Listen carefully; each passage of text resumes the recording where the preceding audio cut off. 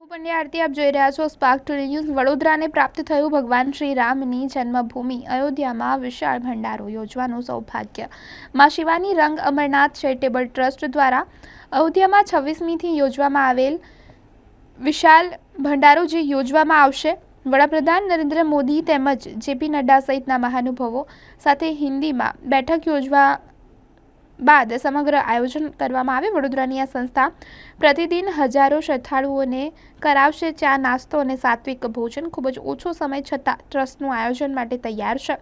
દાતાઓને પણ અનુદાન માટે અપીલ કરવામાં આવી છે, જેમાં કમુબાડા હોલ ખાતે આયોજનને લઈને ટ્રસ્ટની બેઠક મળી। આ બેઠક બાદ સંસ્થાના અધ્યક્ષ મિલિંદ વૈદ દ્વારા વધુ માહિતી આપવામાં આવી। માં શિવાની રંગ અમરનાથ ચેરિટેબલ ટ્રસ્ટ ચોખંડી વડોદરા સહર્ષ સાથે જણાવે છે કે આ એક સૌભાગ્યનો અવસર છે। અમારા માટે ઘણો જ આનંદ છે। અમારા સેવાદાર ઉત્સાહિત છે। અમારા સેવાદારોને ક્યારે અયોધ્યા પહોંચીએ અને ભંડારામાં 26 તારીખથી આપણા ભંડારામાં સેવા આપીએ એ માટે તત્પર છે। 23 તારીખે કે 24 તારીખે જે પ્રમાણે રિઝર્વેશન થશે તે પ્રમાણે પ્રથમ ટુકડી ત્યાં પહોંચી જશે। 35થી 60 જણાની જે ટુકડી છે પહેલી સેવાદારની એ જશે। એના પછી પાછા 15થી 20 જણા આવવાના છે। રસોઈયા સાથેની ટીમ અહીંયાથી જશે। ત્યાં જે આપણી વ્યવસ્થા છે એ બધી વ્યવસ્થા કરવા માટેને આપણે લખનૌથી પણ ઘણી વ્યવસ્થા કરેલી છે કે ત્યાં જે આપણે રસોડું અને સામાન છે એ બધું ત્યાંથી જ કરેલું છે।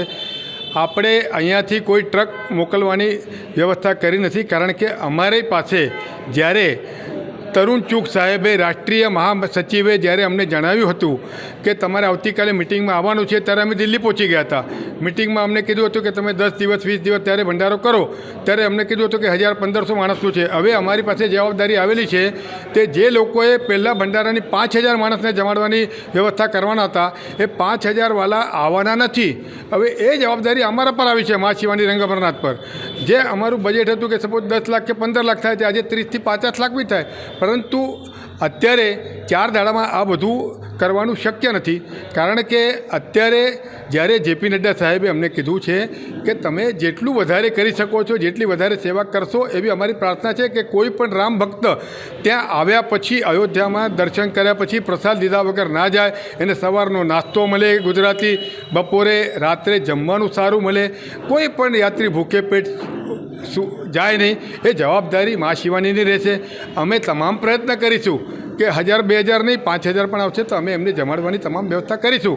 અત્યારે અમે જાતે હું અને શંભુભાઈ ત્યાં જઈને વ્યવસ્થા જઈ આવ્યા છે।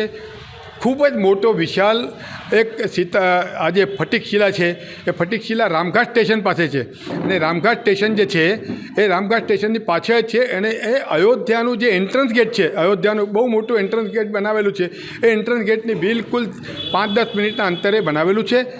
આને ભક્તિપથ કહેવાય છે। એ ભક્તિપથથી છે તો અમે તમામ યાત્રીઓને, ભક્તોને એટલી પ્રાર્થના કરે છે કે જ્યારે પણ તમે અયોધ્યામાં આવો ત્યારે ચા નાસ્તો કરવા, જમવા માટે કે રાતના જમવા માટે પણ ત્યાં આવો। રાત્રે તમને ખીચડી કઢી કે દાળ ભાત શાક પણ મળશે, તો ત્યાં તમે જમવા માટે આવશો। અત્યારે હું આપણા જેટલા પણ વડોદરાવાસીઓ છે કે જે કોઈ ગુજરાતના છે કે અત્યારે જે કોઈ સાંભળી શકે છે, એ બધાને મારા તરફથી, માં શિવાની રંગ અમરનાથ ચેરિટેબલ ટ્રસ્ટ તરફથી એવું વિશ્વાસ વ્યક્ત કરું છું કે આપ બધાનો સાથ સહકારથી આ અમારો ભંડારાનું સંચાલન અમે ખૂબ જ સારી રીતે કરી શકીશું।